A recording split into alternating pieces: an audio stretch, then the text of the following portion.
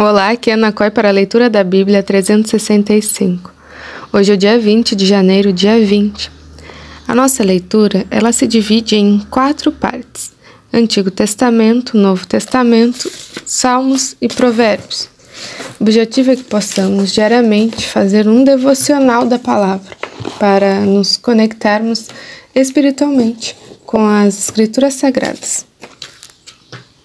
Te convido a escolher um local calmo, confortável e de preferência silêncio, para que você possa desfrutar deste momento em Cristo. Na autoridade do nome de Jesus, peça ao Espírito Santo que transbordem os nossos corações, tornando-o ensinável, para que possamos receber as revelações do dia de hoje. Amém e amém. Antigo Testamento, Gênesis capítulo 41, versículo 1. Passados 2 anos completos, Faraó teve um sonho, e eis que estava em pé junto ao rio Nilo. Do rio subiam 7 vacas de boa aparência e gordas, e pastavam no meio dos juncos. Após elas subirem do rio, outras 7 vacas de aparência feia e magras, e pararam junto às primeiras, na margem do rio. As vacas de aparência feia e magras engoliam as 7 vacas de boa aparência e gordas.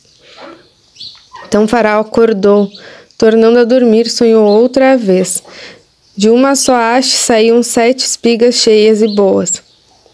E após elas nasciam 7 espigas mirradas e queimadas pelo vento leste. As espigas mirradas devoravam as 7 espigas grandes e cheias. Então Faraó acordou, tinha sido um sonho. De manhã, ao despertar, muito perturbado, mandou chamar todos os magos do Egito e todos os seus sábios. Contou-lhes os seus sonhos, mas não havia ninguém que pudesse dar a interpretação. Então o copeiro-chefe disse a Faraó: "Hoje me lembro das minhas ofensas. Quando Faraó ficou irado com seus servos e me pôs na prisão, na casa do comandante da guarda, a mim e ao padeiro-chefe, tivemos um sonho na mesma noite, eu e ele. Sonhamos, cada sonho tinha o seu próprio significado. Achava-se conosco um jovem hebreu escravo do comandante da guarda. Contamos a ele os nossos sonhos. Ele nos deu a interpretação, a cada um segundo o seu sonho. E tal como nós interpretou, assim aconteceu. Eu fui restituído ao meu cargo e o outro foi enforcado." Então Faraó mandou chamar José e o fizeram sair às pressas da masmorra. Ele se barbeou, mudou de roupa e foi apresentar-se a Faraó. Este lhe disse: "Tive um sonho e não há quem o interprete. Porém, ouvi falar a respeito de você, que quando ouve um sonho é capaz de interpretá-lo." José respondeu: "Isso não está em mim, mas Deus dará resposta favorável a Faraó." Então Faraó disse a José: "No meu sonho, eu estava em pé na margem do Nilo, e eis que subiam dele 7 vacas gordas de boa aparência e passavam no meio dos juncos. Após essas subiam outras vacas fracas, muito feias e magras. Eu nunca tinha visto vacas tão feias em toda a terra do Egito. E as vacas magras e ruins devoravam as primeiras 7 vacas gordas, e depois de as terem engolido, não davam aparência de que as tinham devorado, pois o aspecto delas continuava ruim como no princípio. Então acordei. Depois, em meu sonho, que 7 espigas saíam da mesma haste, cheias e boas. Depois delas, nasceram 7 espigas secas, mirradas e queimadas pelo vento leste. As 7 espigas mirradas devoravam as 7 espigas boas. Contei isso aos magos, mas ninguém foi capaz de me dar a interpretação." Então José respondeu: "O sonho de Faraó é apenas um. Deus revelou a Faraó o que ele vai fazer. As 7 vacas boas serão 7 anos, as 7 espigas boas também 7 anos. O sonho é um só. As 7 vacas magras e feias, que subiam após as primeiras, serão 7 anos, bem como 7 espigas mirradas e queimadas pelo vento leste. Serão 7 anos de fome. Esta é a palavra, como acabo de dizer a Faraó. Deus manifestou a Faraó o que ele vai fazer. Eis que vem 7 anos de grande abundância por toda a terra do Egito. Depois virão os 7 anos de fome. Toda aquela abundância será esquecida na terra do Egito e a fome consumirá a terra. E não será lembrada a abundância na terra, por causa da fome que seguirá, porque será gravíssima. O sonho de Faraó foi repetido, porque é a coisa estabelecida por Deus e Deus se apressa a fazê-la. Agora, pois, Faraó devia escolher um homem ajuizado, sábio, e encarregá-lo de dirigir a terra do Egito. Faraó devia fazer isto, pôr administradores sobre a terra e recolher a 5ª parte dos frutos da terra do Egito nos 7 anos de fartura. Esses administradores deviam ajuntar toda a colheita dos bons anos que virão, recolher cereal por ordem de Faraó para mantimento nas cidades e guardá-lo em armazéns. Assim o mantimento servirá para abastecer a terra nos 7 anos da fome que haverá no Egito, para que a terra não seja destruída pela fome. O conselho agradou Faraó e a todos os seus oficiais. Então Faraó perguntou aos seus oficiais: será que poderíamos achar alguém melhor do que José, o homem em quem está o Espírito de Deus? Depois Faraó disse a José: visto que Deus revelou tudo isto a você, não há ninguém tão ajuizado e sábio como você. Você será o administrador da minha casa e todo o meu povo obedecerá à sua palavra. Somente seu trono eu serei maior do que você. O Faraó disse mais a José: eis que eu o constituo autoridade sobre toda a terra do Egito. Então Faraó tirou seu anel sinete da mão e o pôs no dedo de José. Mandou que o vestissem com roupas de linho fino e lhe pôs no pescoço um colar de ouro. E o fez subir na sua 2ª carruagem. E clamavam diante dele: inclinem-se todos. Desse modo deu-lhe autoridade sobre toda a terra do Egito. Disse ainda Faraó a José: eu sou Faraó, mas sem a sua ordem ninguém poderá fazer nada em toda a terra do Egito. E Faraó chamou José de Safenate-Paneia e lhe deu por mulher Azenate, filha de Potífera, sacerdote de On. E José percorreu toda a terra do Egito. José tinha 30 anos de idade quando se apresentou a Faraó, rei do Egito, e andou por toda a terra do Egito. Nos 7 anos de fartura, a terra produziu com abundância. E José ajuntou todo o mantimento que houve na terra do Egito durante 7 anos e guardou nas cidades. O mantimento do campo ao redor de cada cidade foi guardado da mesma cidade. Assim, José ajuntou muitíssimo cereal, como a areia do mar, até perder a conta, porque ia além das medidas. Antes de chegar a fome, nasceram 2 filhos a José, os quais lhe deu a Azenate, filha de Potífera, sacerdote de On. Ao primogênito, José chamou Manassés, pois disse: Deus me fez esquecer o meu trabalho e toda a casa de meu pai. Ao segundo deu o nome de Efraim, pois disse: Deus me fez próspero na terra da minha aflição. Passados os 7 anos de abundância que houve na terra do Egito, começaram os 7 anos de fome, como José havia predito. E havia fome em todas as terras, mas em toda a terra do Egito havia pão. Quando toda a terra do Egito começou a sentir fome, o povo clamou ao Faraó por pão. E Faraó dizia a todos os egípcios: Vão falar com José e façam o que ele disser. Havendo, pois, fome sobre toda a terra, José abriu todos os celeiros e vendia aos egípcios, porque a fome aumentava na terra do Egito. E todas as terras vinham ao Egito para comprar de José, porque a fome aumentava em todo o mundo. Quando Jacó soube que havia mantimento no Egito, disse a seus filhos: Porque vocês estão aí olhando uns para os outros? E acrescentou: Ouvi dizer que há cereais no Egito. Vão lá e comprem cereais para que vivamos e não morramos. Então 10 dos irmãos de José foram para comprar cereal no Egito, mas Jacó não enviou Benjamim, o irmão de José, na companhia dos irmãos, porque dizia: E se lhe acontecer algum desastre entre os que iam, pois, para lá, foram também os filhos de Israel, pois havia fome na terra de Canaã. José era governador daquela terra. Era ele quem vendia a todos os povos da terra. Os irmãos de José vieram e se prostraram com o rosto em terra diante dele. Quando José viu seus irmãos, reconheceu-os, porém não se deu a conhecer. Foi ríspido com eles e lhes perguntou: de onde vocês vêm? Da terra de Canaã, para comprar mantimento. José reconheceu os irmãos, mas eles não o reconheceram. Então José se lembrou dos sonhos que teve a respeito deles e lhes disse: vocês são espiões e vieram para ver os pontos fracos da terra. Eles responderam: não, meu senhor. Estes seus servos vieram só para comprar mantimento.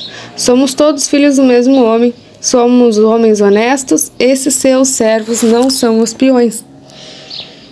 Ele, porém, lhes respondeu: nada disso, pelo contrário, vocês vieram para ver os pontos fracos da terra. Eles disseram: nós, seus servos, somos 12 irmãos, filhos de um homem da terra de Canaã. O mais novo está hoje com o nosso pai, outro já não existe. Então José lhes disse: é como já falei, vocês são espiões? Nisto vocês serão provados. Juro pela vida de Faraó que vocês não sairão daqui sem que o primeiro venha, o irmão mais novo de vocês. Envie um de vocês que busquem o seu irmão.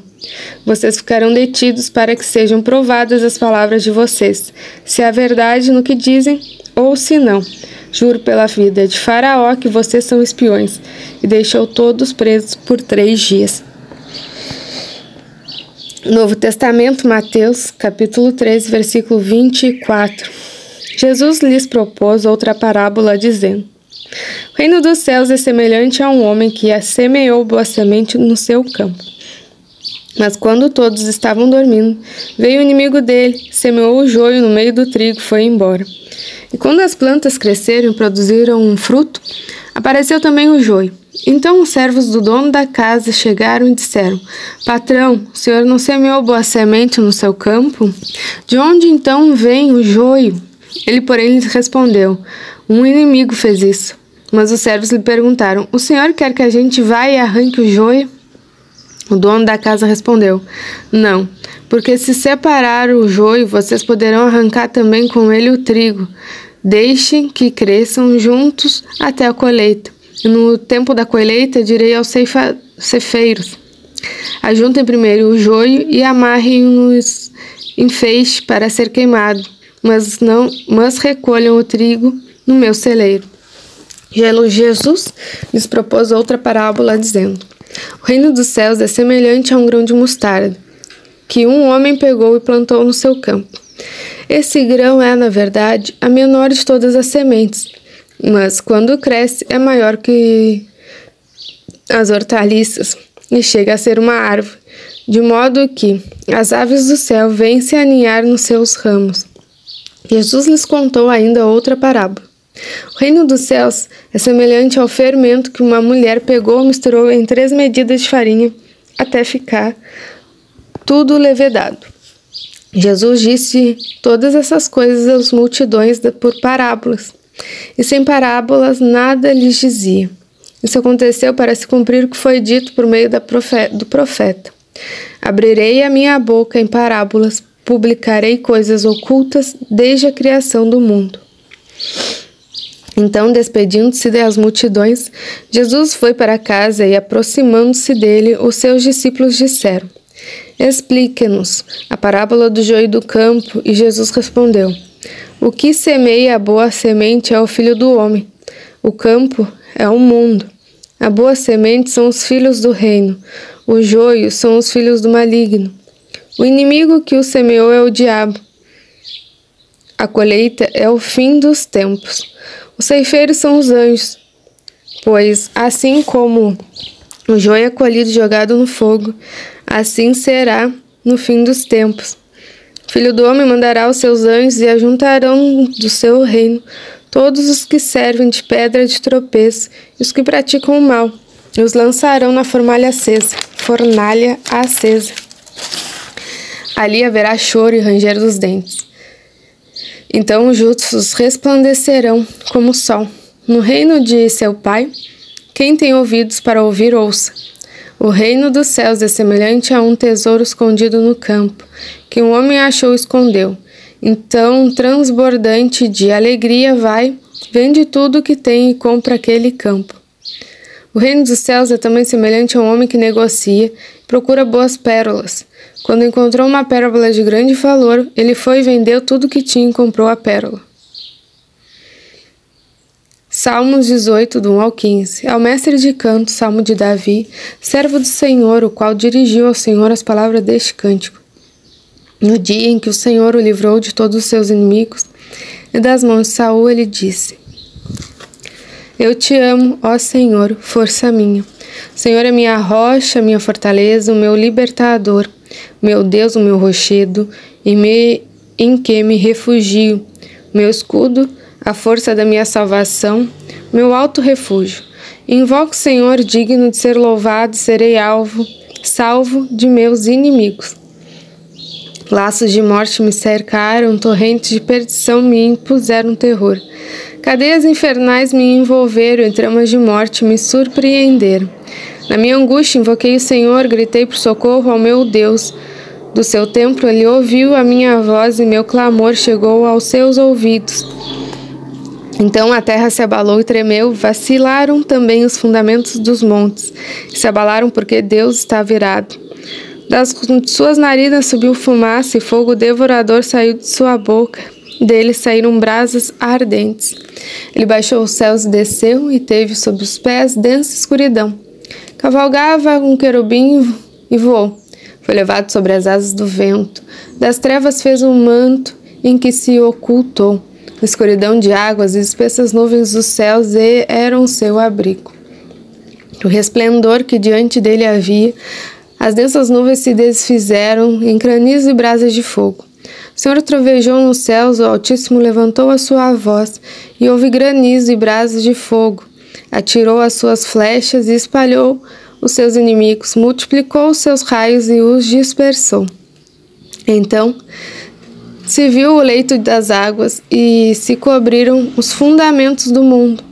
Pela sua repreensão, Senhor, pelo sopro impetuoso das tuas narinas. Provérbios, capítulo 4, versículo 1 ao 6. Filhos, escutem a instrução do Pai. Estejam atentos para que obtenham entendimento, porque eu lhes dou boa instrução. Não abandonem o meu ensino. Quando eu era menino, em companhia de meu pai, uma criança inexperiente, mas única aos olhos de minha mãe, ele me ensinava e me dizia: que o coração retenha as minhas palavras, guarde os meus mandamentos e você viverá. Adquira a sabedoria, adquira o entendimento, não se esqueça nem se afaste das minhas palavras. Não abandone a sabedoria e ela guardará você. Ame-a e ela o protegerá. Terminamos mais uma leitura, grata por este momento. Compartilhe com os irmãos e as irmãs que você se lembrou durante a leitura. E se inscreva no canal para acompanhar as notificações diárias. Tenha um extraordinário dia. Deus abençoe você e a sua família. E até amanhã.